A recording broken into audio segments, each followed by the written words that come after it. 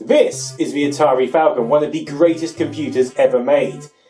But so few people have heard of it, it's almost like Atari were trying to keep it a secret. What happened, and why is that?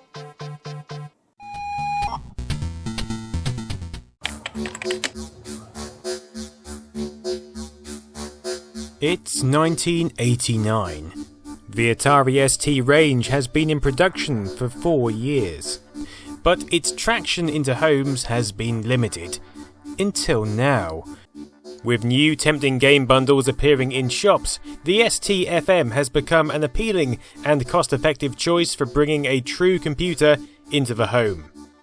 The 16-bit ST was far more powerful than the Spectrums and Commodore 64s found in most households of the time, and bundled with a whopping 20 games, the sub-£400 price tag was a tantalising temptation. However, its hardware capabilities still lagged behind that of the Amiga 500, and Atari knew they'd need to do something to keep up. The first attempt to balance the scales came in the form of the Atari STE, an enhanced ST which had been in development since at least 1987. Original specifications had detailed a 640 by 240 screen resolution with 256 on-screen colours, a significant improvement over the ST. However, on launch, although the ST had an expanded colour palette from 512 to 4096, it was still restricted to Amiga 16 on screen, without programming tricks. Really, the point has been missed. It's all very well having extra colours, but what's the use if you can't display more on screen? On the plus side, additional Genlock support for video editing was added, along with a Blitter coprocessor which put the machine more on par with the Amiga's graphical capabilities. A new PCM audio chip was also added to play back 8-bit samples and somewhat make up for the limited AY sound chip found in earlier models. Although the STE was a moderate improvement over existing hardware, its high compatibility with the original system was, if anything, its downfall. Given the ST was far more abundant, software developers stuck to making games for the original machine, rather than releasing titles for the handful of STE owners. Some games did come with enhancements for the STE, but most of these were half-hearted and couldn't tempt Amiga owners and future Amiga owners away from their enhanced chipset capabilities. What's more, they mostly arrived too late to make an impact on STE sales. As the 90s began, people were starting to focus their energy, and indeed money, on either the Amiga or a Japanese console for gaming. But in typical Atari fashion, alongside the STE, they had also been developing a number of other machines, including the TT and a machine known as the Atari Transputer. The Transputer was a high-end workstation, released in 1989 with minimal sales. It ran on Helios OS and was incompatible with the ST range, whilst the TT, although intended as a Unix workstation, would end up really as just a beefier ST, with TT standing for 3232, rather than the 1632 of the ST. This is a naming convention because the TT also has a 32-bit data bus, paired with a Motorola 68030 CPU, offering significant performance improvements over previous machines. Both of these machines weren't bad at all, but they were expensive and therefore pretty unsuccessful, failing to find a suitable market niche. Mostly they just weren't taken seriously as professional machines, and the TT was too expensive to be viewed as a suitable ST upgrade. Luckily, Atari were also sticking true to their brand's origins, and a number of game systems were in the pipeline. The Atari Handheld Lynx had already launched in September 1989, and sales were thankfully ahead of their new desktop machines, at the least. The Lynx was also a generation ahead of contemporary rival handhelds in terms of technical specifications.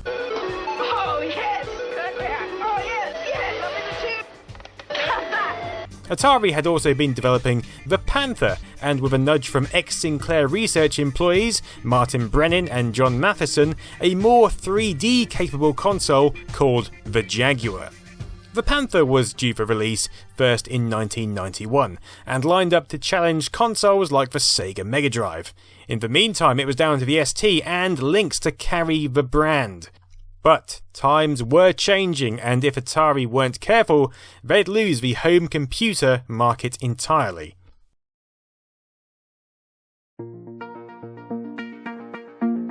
In early 1991, the Atari Lynx 2 was launched to try and boost sales, whilst the Panther console was dropped, so Atari could focus on the Jaguar. The Jaguar's development was moving faster than anticipated, but Atari not being a company to have too few pies on the table, they began another two projects, known as Sparrow and Falcon. Unfazed by the lack of success of previous machines, Jack Tramiel, the CEO of Atari Corporation, knew that a new machine was required to compete with the Amiga, and more importantly to Jack, the rising dominance of the IBM PC compatible. 1991's attempt to break this market was to repackage the STE in a desktop case, cram in some TT features and sell it as a business machine, known as the Mega STE, following suit with the Mega ST and Mega ST2, which came some years previous. It was cheaper than the TT, less capable than the TT, and somewhat of a backward step in this area of the market. But like the TT, it was still pretty unsuccessful. Atari either needed something better, or they needed to change tact. The original Falcon specification was therefore intended to blow other computers clear out of the water. A powerful Motorola 68040 CPU was spec'd to be at its core. A CPU which could easily compete with the abundance of Intel 386 processors. The TT's fast RAM was also a consideration for inclusion, along with a fast expansion bus and extensive upgrade paths. Developed by Atari in Texas and led by John Horton, this was a computer designed to enter the PC market. Alongside this, Sparrow was more of an upgrade card for the ST, using an as-yet undecided Motorola processor and lacking the faster bus and expansion options of the Falcon. This was being developed by Atari's Israel operation, led by Moshe Chagall and Aaron Dariel. If we step outside of Atari's walls at this point, knowledge of an upcoming Jaguar console was already public. But there was also speculation of a Jaguar-based computer floating about. Sources from Atari also suggest there were plans to make the Falcon and Jaguar semi-compatible, or develop a Jaguar card for the Falcon at least, but Jack Tramiel was against the notion and pushed for them to be unique systems. In late 1991, with the Jaguar computer rumours quashed, Atari seemed to reluctantly confirm they were working on a Super TT machine called the Falcon, incorporating a Motorola 68040 CPU and a possible built-in CD-ROM. This was a machine of the average Atari user's dreams. But this was a short-lived dream, as only a few months after their admission, this Falcon was pushed aside, and instead the Sparrow project was stepped up to take its place, under the development name of FX1. One could speculate that this decision was down to the dwindling finances of Atari Corporation. The Sparrow used many existing components, making it cheap and quick, whilst the Super TT Falcon needed further investment and resources. Tricky, especially when the Jaguar's development was well underway. It's clear from the Sparrow's December 1991 Revision 10 design specs that this was the machine destined to be the Falcon we would soon all know and love. All the specifications are present, as is the intention to be a compatible, high-performance extension of the Atari STE architecture. So, aside from the ST book, which would arrive in the UK early in 1992, the new year had a seemingly cleaner plan for Atari. To launch the Sparrow as their next computer, and the Jaguar as a brand new advanced console. It was around this point that companies such as Imagitech, who were working on Raiden, Dino Dudes, and Road Riot for the now cancelled Atari Panther console, were asked instead to begin porting code to the Sparrow. Richard Miller was currently Atari's President of Research and Development, and was responsible for leading the new projects, and was apparently keen to make the Sparrow into a system his mother could use, stating, "You can never underestimate the consumer, so the computer should be just as good as the consumer's CD player or television." The specifications were then hammered out to make it affordable but capable. Sporting a Motorola 68030 16MHz CPU, a Blitter graphics coprocessor at 16MHz offering 64 million pixels per second, a DMA engine offering fast memory access to and from SCSI, audio peripherals, etc. A Motorola 56001 32MHz digital signal processor unit, and an optional Motorola 68881/2 floating point mathematic coprocessor unit. Of course, let's not forget the powerful Videl video controller, offering 262,144 colours, chunky 16-bit true colour, and various bit plane modes. Now this all sounds reasonable enough, pretty awesome in fact, but there is a small caveat. Although the video bus was 32 bits wide, the main processor bus is still only 16 bits, somewhat limiting the Falcon's performance, but from Atari's perspective, saving money at the same time, still heavily rooted in the ST specifications.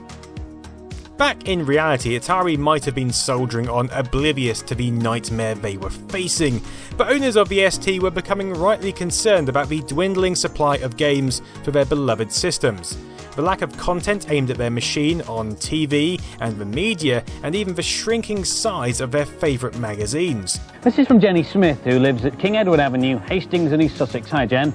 She says, "Dear Andy and Violet, I'm getting fed up of watching computer shows that don't even mention my computer. And I know you've got an Atari ST. Well, we do have one here in the studio, and if you're an ST owner, look out for some software reviews for you in later programmes."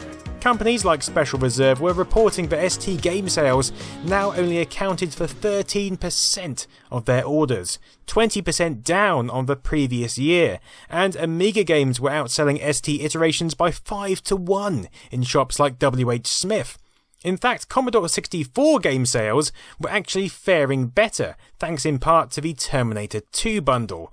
But reassurance was provided in the form of this new almighty machine just around the corner.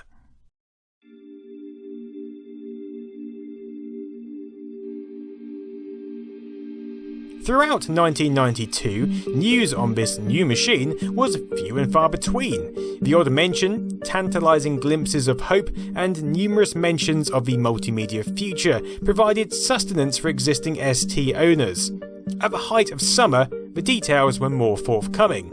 In late July, the first images of the new machine leaked through to us courtesy of ST User magazine. The Sparrow prototype had now taken on the full Falcon persona, or at least adopted its name as the Falcon 030, and was about to receive judgment. It wasn't yet in the new colours, Frankenstein with a white keyboard and Sparrow coloured case, with the production colouring still undetermined. In fact, the Eternals were still different at this point, sporting only TOS 2.07, Atari's operating system, and an array of incomplete components. But the question was, had the cost-saving measures of Atari produced a machine good enough to satisfy the hungry desires of ST owners? Was this the machine we needed to carry the Atari brand into the late 90s? With phrases like better sound capability than compact discs, true colour 16-bit mode, and a multitasking TOS operating system being thrown about, the signs seemed promising. In other magazines there was talk of a high-density floppy drive, and that digital signal processor which made the average Atari fan moist to the touch. Game developers even started to air their views. I'll be very interested in developing stuff for it. I've prayed for this kind of move for a long time. The only qualm I have is the price of PCs is falling all of the time. US Gold would love to produce software for such a sophisticated machine. However, we're going to wait and see what kind of price the machine is released at, and which other houses support it. It really does sound like a user's dream, but Atari have to be very clever to gain substantial support. The Falcon could be a monster if marketed correctly. It must be pushed by Atari as a serious machine. Atari must not promote it as a games platform. That would be the kiss of death for the machine. This mixed but excited bag of feelings was shared throughout Atari itself, and this led to a war raging between Atari UK and Atari Germany over who would control development of the machine. Atari Germany wanted the Falcon to be viewed as a serious computer, feelings very much shared by Jack and his son Sam Trammell. However, Atari UK wanted the Falcon to be poised for gaming as well, following the ST in its most successful domain, and providing an upgrade path for gamers who might otherwise jump ship to the Amiga or PC. Initially, Commodore was concerned by this new machine. David Pleasance, head of Commodore UK, stated, "When we first heard about the Falcon, we were really worried as it was more powerful than Amiga's up-and-coming machine, the A1200. But hearing they were trying to go head-to-head with the PC, we knew we had already won." In the October issue of Atari ST User, Sam Trammell even confirms that the Falcon 030 has no interest in going up against the Amiga. Atari seemed to be going directly for the throat of the PC market, which was a bold move to say the least. In any case, Atari Germany had won the battle. Fears that the Falcon might detract from the Jaguar had helped seal the deal, and so this is where we'd witness the initial launch, at the 6th Dusseldorf Atari Fair on the 21st of August 1992. As well as a spinning Falcon display, there was a lengthy presentation demonstrating the graphics, new MultiTos operating system, and the various features, enough to make Atari aficionados drool from here to Kingdom Come. Die entsprechende Buntstiftschachtel hätte dann eine Länge von ca. 636 Meter.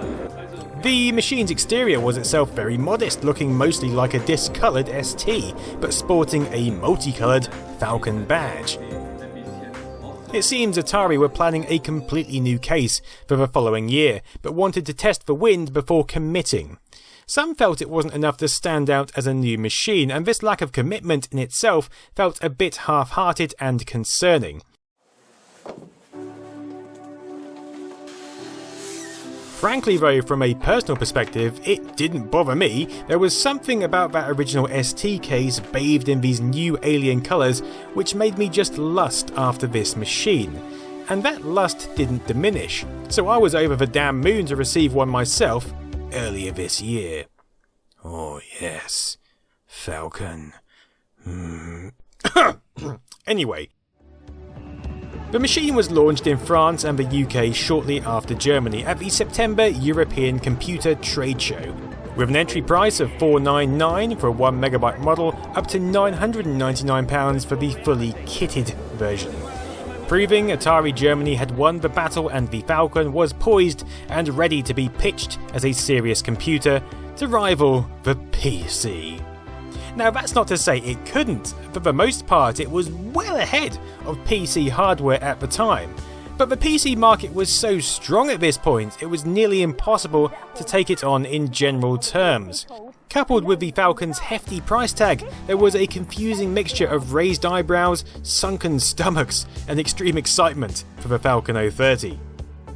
In a situation strange for us Europeans at the time, the USA launch actually followed our own, with an unveiling at the Southern California Computer Fair on the 12th of September, and even a fully kitted Falcon was given away to lucky entrant Jason Spore. The American rollout would be a somewhat more subdued affair though, indicative of the less than favourable success previous models had attained in their home country. Regardless, with news and previews spilling out left, right and centre, anticipation was rife.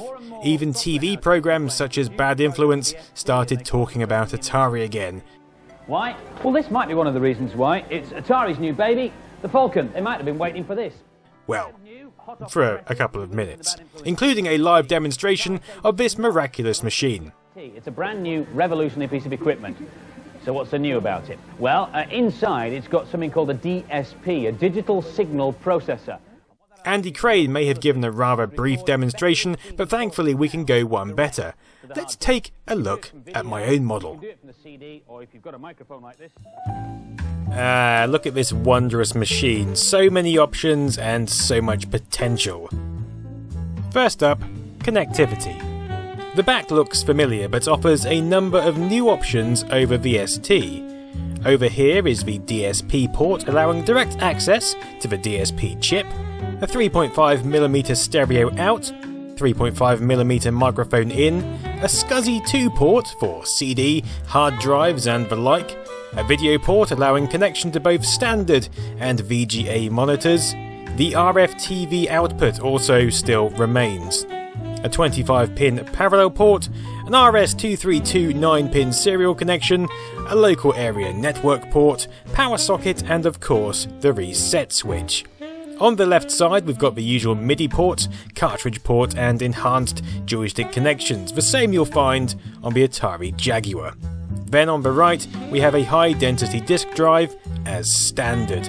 For all you sadists out there, don't worry, the standard 9-pin mouse and joystick ports still remain tucked away underneath the case. You'll note the fan cutaway next to it, something you of course won't see on an ST.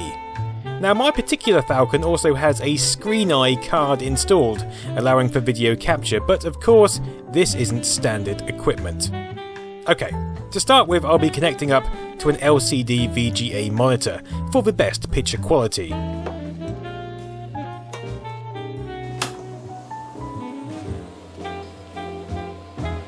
We get the usual Atari boot screen, and this one has a pre-installed IDE hard drive. Drivers are loaded and then we boot straight into the new MultiTos operating system.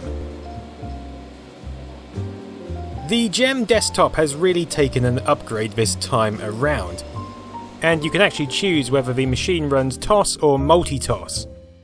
Early machines didn't actually have MultiTos built into ROM, so they needed to load it from the hard drive assuming you had a hard drive model.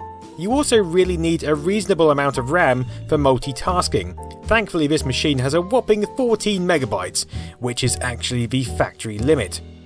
Rather interestingly, the multitasking features of the new OS are actually derived from an ST operating system extension called Mint, developed by Eric R. Smith.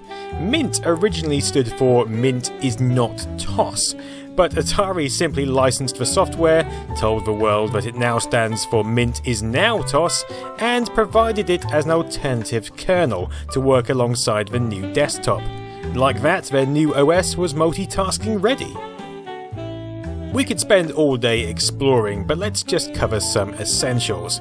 At the moment we're running in 80-column 256 colour mode, which gives us a resolution of 640 by 480, but we can slip into a true colour 40-column mode, or even use standard ST resolutions for compatibility.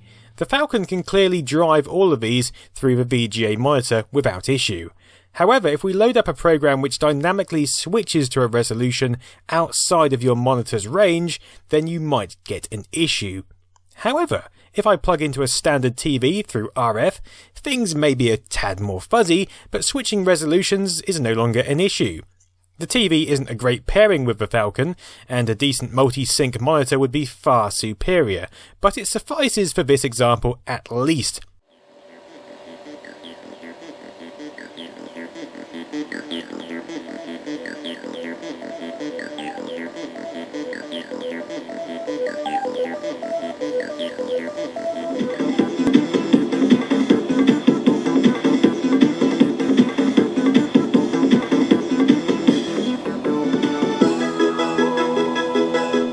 Can't drive a monitor at the same time as TV mode, you should note, as it runs slightly different resolutions to compensate. But I feel it's worth pointing out that we now have Overscan, meaning the entire picture can fit in the screen, doing away with the huge borders of the ST. The Falcon also has a built-in speaker, so you can hear sound when hooked up to a VGA monitor, even without external speakers, although it is quite tinny. So, using the ST compatible resolutions of 320x200 with 16 colours, 640x200 with 4 colours, and 640x400 with 2 colours, you can see most ST software will work absolutely fine on this beast.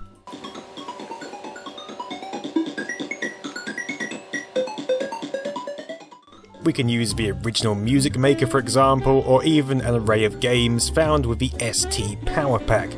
But this feels like a massive waste of Falcon power. So instead let's try using some features of the DSP. That Bad Influence episode we were just watching featured this clip of Andy recording and distorting his voice using the Falcon. Video, you can do it from the CD, or if you've got a microphone like this, you can do it from the microphone. So I shall just record something in. Merry Christmas!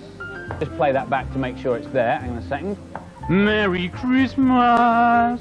Now, how can we improve that? Well, it can do effects. You can harmonise it. You also have to be reasonably fluent in German because this software is so new that the English program hasn't been written yet. And I move this bit, say, down a bit there, and that bit of my voice up a bit like that. Play it back, and see if that improves my singing. Merry Christmas! Yeah, well, possibly. I remember it clear as day, so I thought I'd try my own version using exactly the same software. It's even in German, which is understandable given this is a German machine. So first I'll need to record the line. Yeah, that seems about right. Then I'll apply some distortions. And there we go!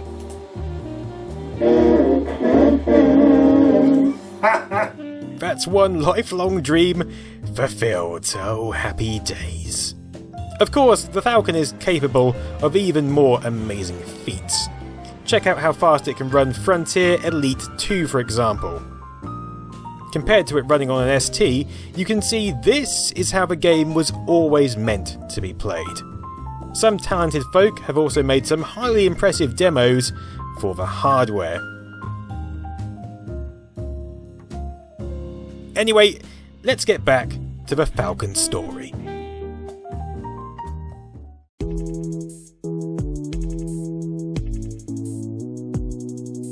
Impressively, despite reeling back on their original design, both technically and aesthetically, Atari had created something of magnitude, offering audio, video and digital processing capabilities which knocked most competition for six. Areas the Falcon excelled in were also the kind of niches where we saw ears really prick up. With eager anticipation, units started appearing on shelves in late 1992, alongside the predicted price tag starting from £499 all the way to $12.99 for a fully kitted out hard drive model. However, due to what Atari called insurmountable quality control issues, it wouldn't be until early 1993 that Falcons would ship in reasonable numbers and with reasonable quality. In the US, models were on sale for under $1,000, but dealers had to be signed up with a new agreement, meaning that availability was painfully restricted. But even as these machines appeared, Atari were yet again talking about the launch of our old friend, a Falcon 040. The leftover threads from the original Falcon project still seem to be crawling along. Complete with a shiny case, called the Microbox, it was very likely a refinement of the case they had hoped the first machine would have. It looks incredibly like a PlayStation 2, and indeed is a source of Sony's inspiration, even being mentioned in Sony's patent application. There was even still talk of a CD-ROM kitted version making an appearance, an idea which had been floating around for some years. Atari had been trying to get in on the multimedia experience since the late 80s with the doomed Atari CD-AR504 system designed to plug into the ST. With better timing, Atari could have led the pack in this area, but like many of their projects, they seem to be best at just talking about them, whilst pouring money down a well. In essence, this was much like what they were doing by announcing a new Falcon immediately after their current model went on sale. I'm sure they expected it to be encouraging for Atari owners, but in reality it just discouraged even the few people who could afford the Falcon from shelling out in the first place. Instead, they chose to hold off for a few months for this even better machine. By this point, the Amiga 1200 had also landed and was kicking up a much bigger fuss, especially with its established Amiga gaming base, eager for those shiny AGA graphics. But this new machine is being sold on its fantastic graphics and colours. Apparently it has up to 17 million different colours available, whatever that means. Of course, if pushed, the Falcon was a more competent machine than the 1200, even for gaming, despite the squabbles. The 1200 can display 256,000 on-screen colours from a palette of 16.7 million. Yeah, maybe, but that's in static ham mode. The Falcon uses 8 bits to store data for each pixel, giving 65,536 animated on-screen colours. Yeah, so the 1200 has real multitasking. So does the Falcon. MultiTos is a fully preemptive operating system with adaptive prioritisation and inter-process communication. But all we need to do is look back at the STE and see the issue. Demand. If there's no demand, no games will come. And aside from Atari's miserable marketing tactics, failing to ignite the imaginations of gamers and their core audience, another reason for their lack of demand was the price. People didn't want to, and indeed couldn't stump up, Neo Geo comparable DOS for such a high investment risk. The Amiga 1200, on the other hand, was £100 cheaper and already had a much wider game library. Here's a red-hot new game for the Amiga and PC, Inferno. That's not to say games didn't come. I remember opening up ST format and seeing Robinson's Requiem for the first time and being staggered. Here was an open-world simulation game with a first-person view running on an Atari. Not an Atari I could ever afford, but of course I could dream. Wind on 25 years though, and that dream is reality. To go with my machine, here in fact is a brand new copy of Robinson's Requiem that I'm going to open right now and play.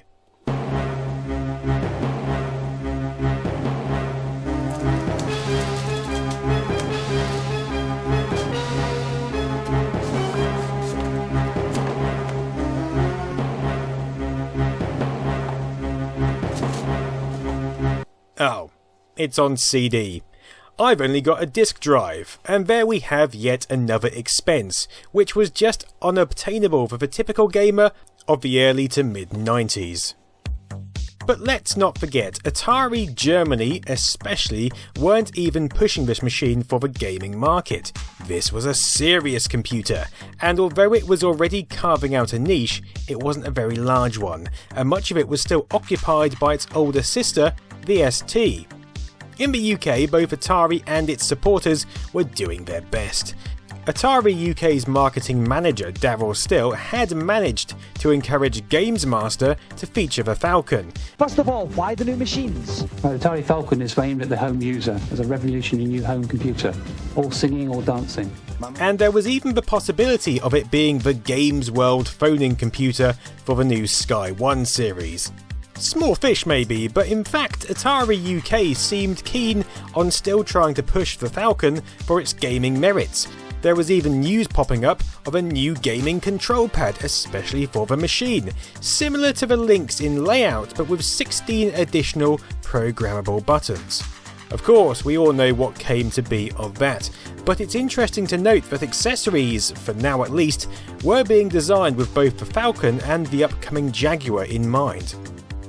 As 1993 pressed on, Falcon news started to die off, and for most publications it was business as usual.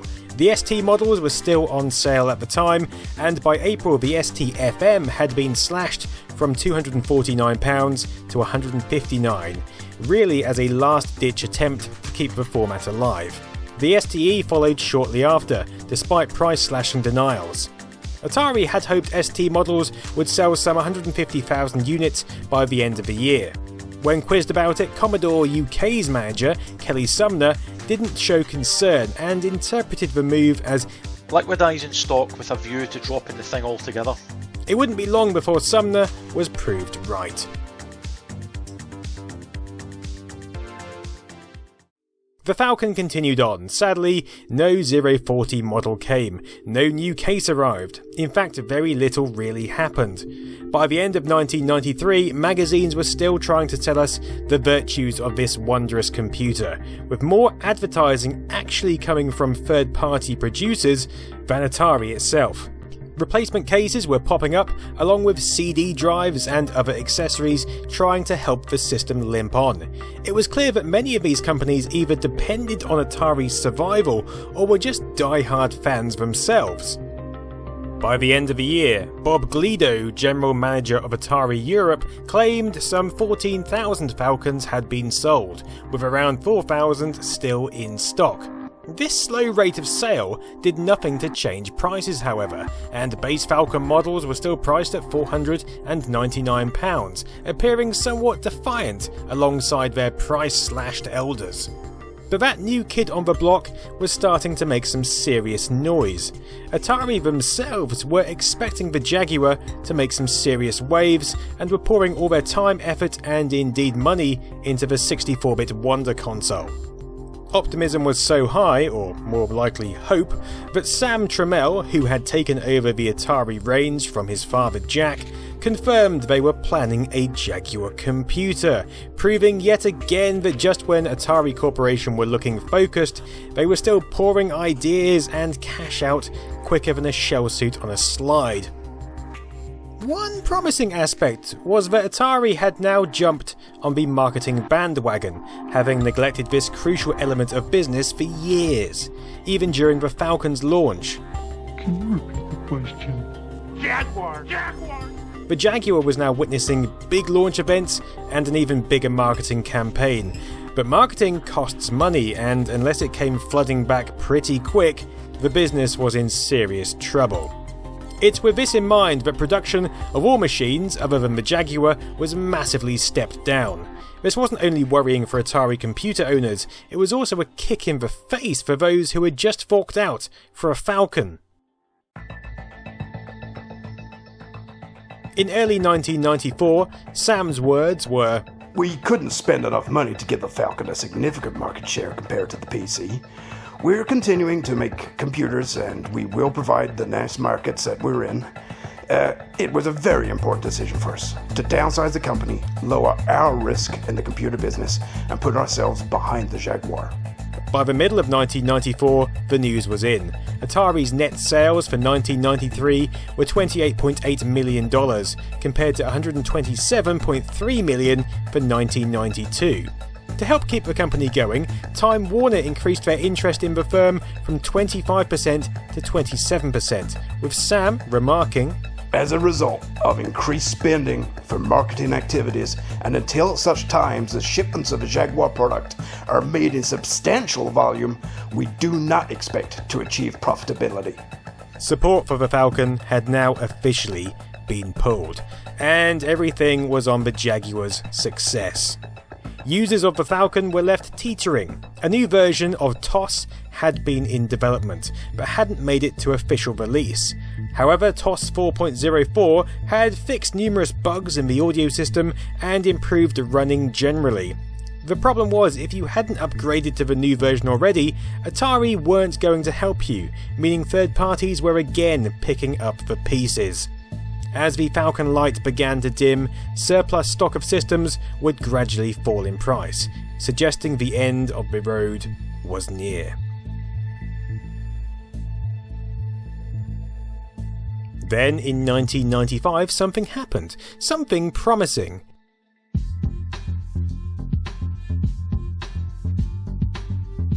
The music company C-Lab decided to buy up existing Falcon stock and start shipping models themselves. An optimistic move which I clearly remember reading about at the time.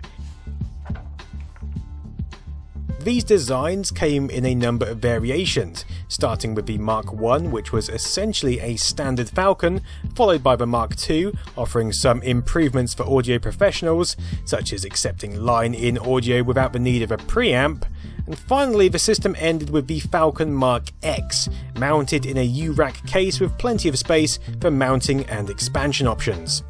C-Lab weren't the only German company getting in on existing Atari technology either. G-Soft had snapped up the TT specifications to create an upgraded desktop called the Eagle, offering compatibility with existing machines but providing workstation quality graphics and audio capabilities. However, these machines were never going to revive the brand and send them belting into houses across the country. Instead, it just offered a small glimmer of hope for Atari owners, pushing sales of the Falcon up by another few thousand. Curiously, at around the same time, the Amiga 1200 was itself being revived by Amiga Technologies, following Commodore's own problems. One can only think that if Commodore and Atari had knitted together at the end, there still might be something here today. Games and applications would still filter through to the Falcon, even tantalising glimpses of a future that could have been, with games such as Substation, a Doom clone, finally arriving for STE and Falcon machines. But for most Atari fans, the once heralded computer was now a stranded ship, becoming increasingly small in a vast sea of other, more generic machines which embraced the multimedia age. That odd island of dedicated audio and video professionals carried on blissfully still, more than content with what their Falcons offered, and they would do for some years. But really, 1995 marked the end of the line. It also meant that Unique Developments never published their Falcon enhanced version of the brilliant Obsession pinball game, just one of the many losses in this story. Games like Space Junked were also dropped from the Falcon and moved to the Jaguar. It's a sad fate for a machine which offered so much and had so much potential, but as with all these commercial failures, there were groups of people who realised how good it was and really began to put it through its paces. As usual, it would be up to fans and hobbyists to pick up the slack. And trust me, there's a video there in its own right. The Falcon may not have a big cat name like the Jaguar, but it at least has the same number of lives, if not more.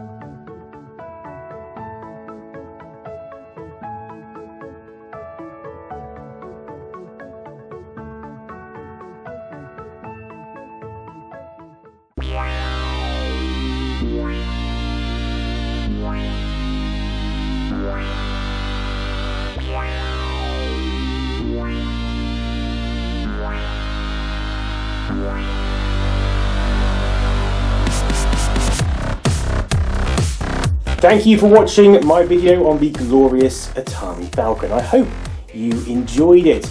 I wish to say thanks to my patrons who contributed voiceovers for this video. You guys were absolutely fantastic.